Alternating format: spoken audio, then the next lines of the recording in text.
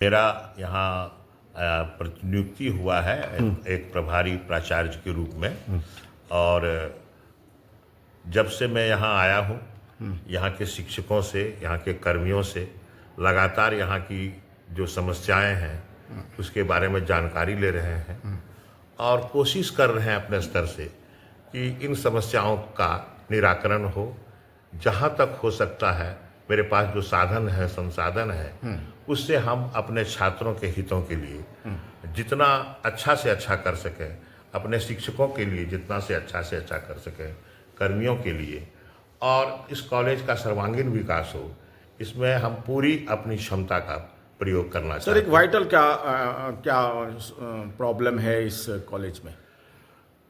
समस्याएं जितनी भी हैं ये सामान्य समस्याएं हैं जो सभी जगह, सभी महाविद्यालयों में, बिहार के सभी महाविद्यालयों में। करेक्ट। इसमें सबसे जो है वो है छात्रों की उपस्थिति। अच्छा। छात्रों की उपस्थिति, हम तो बाकी जितने भी कॉलेज हैं उसकी अपेक्षा यहाँ छात्रों की उपस्थिति अधिक है, परंतु संतोषजनक नहीं है। कक्षाएं, वर्ग की कमी है, कक्षाओं की, कक्षा वर्ग की कमी है, जिस कारण के समुचित कक्षाएं जो रूटीन के हिसाब से व्यवस्थित नहीं हो पाती है। सर, कहा जाता है कि student is the first stakeholder of any university, any colleges. तो छात्र छात्राओं के लिए क्या करने जा रहे हैं आप? सबसे पहले छात्रों के लिए हमारा ये है कि उनका जो रिजल्ट पेंडिंग बहुत हो जाता है, जब सब परीक्षाएं देते हैं लोग, वो रिजल्ट पेंडिंग होता है। वो सबसे पहले रिजल्ट को हम दुरुस्त करेंगे कि क्यों उनका रिजल्ट पेंडिंग होता है और क्या कुछ करें हम जिसके चलते ये स्थिति न आवे। दूसरी समस्या यहाँ पर है कि छात्रों को जो आधारभूत सुविधा होनी चाहिए, खास करके कॉमन रूम में, खेल कूद के रूप में, उसकी कमी है और उसको दूर करना है। 35वें प्रिंसिपल हैं यहाँ के, तो क्या लगता है कि और कुछ चेंजेस करने की ज़रूरत है, ड्रास्टिक चेंज करने की ज़रूरत है बड़े पैमाने पर? बहुत इसमें मैंने सुधार करने की ज़रूरत है और बहुत निर्माण की ज़रूरत है। हमारे इस महाविद्यालय का जो एक ऐतिहासिक यह बिल्डिंग है, ये बिल्डिंग विरासत से मिला है। करेक्ट। और इसका रख रखाव नहीं हो पा रहा है। कई जगह से यह जो है क्षतिग्रस्त हो रहा है। इसमें चारदीवारी नहीं है, इसको चारों बगल खुला पड़ा हुआ है। असामाजिक तत्व या ऐसे वैसे लोग भी आकर कभी कभी यहाँ घुस जाते हैं। तो इस स्थिति में सबसे ज़रूरी है इसका चारदीवारी होना। हमारे यहाँ गर्ल्स स्टूडेंट का रेशियो 40% के लगभग है। करेक्ट। और इसके लिए उसके लिए हॉस्टल की व्यवस्था होनी चाहिए। एक आधा अधूरा यूजीसी के द्वारा बना हुआ हॉस्टल है जो अभी पूरा नहीं हो पाया है, बहुत उसमें कमी है। तो उसको कैसे पूरा किया जाए और उसमें बच्चियों को रहने की समुचित व्यवस्था हो सके जी, तो बहुत कुछ करना है। सबसे पहले तो क्लासरूम की भी कमी है। Honourable vice chancellor Bimalendu Shekhar Jha ने आप पर ही कृपा क्यों किया है? प्रिंसिपल आपको ही क्यों बनाया? ये तो उनका अपना सिलेक्शन है और मेरा तो हेडशिप था। अभी 24 फरवरी को हम हेड बनते, पीजी हेड बनते, लेकिन आदेश कुलपति का सर्वोपरि होता है। हमने एक बार भी इस पर कोई विरोध नहीं जताया।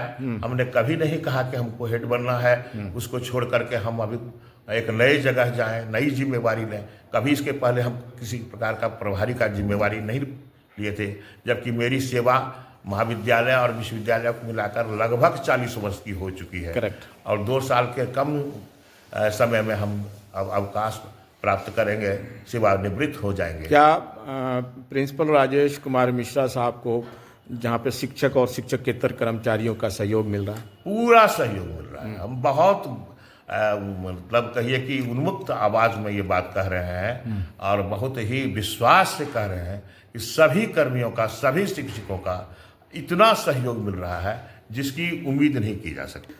वीसी साहब बड़े ईमानदार आदमी हैं, इसमें कहीं दो मत नहीं है। उनकी ईमानदारी पर गर्व है हमको, हमारे सभी विश्वविद्यालय कर्मियों पर। उनकी ईमानदारी, उनकी निष्ठा, उनका कर्तव्य परायणता पर हम सबों को गर्व है। उसमें क्या ईमानदारी है? ईमानदारी का मापदंड कोई ऐसा मतलब कहा नहीं, व्याख्या नहीं किया सकता, कर्मों से माने पता किस टाइप चलता के है। ईमानदार है वो?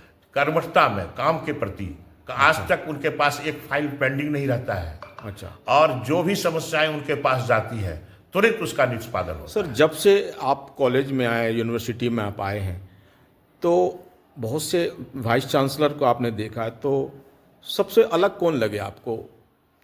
क्या विमलेंदु शेखर झा का उन पर नाम आता है एक? है।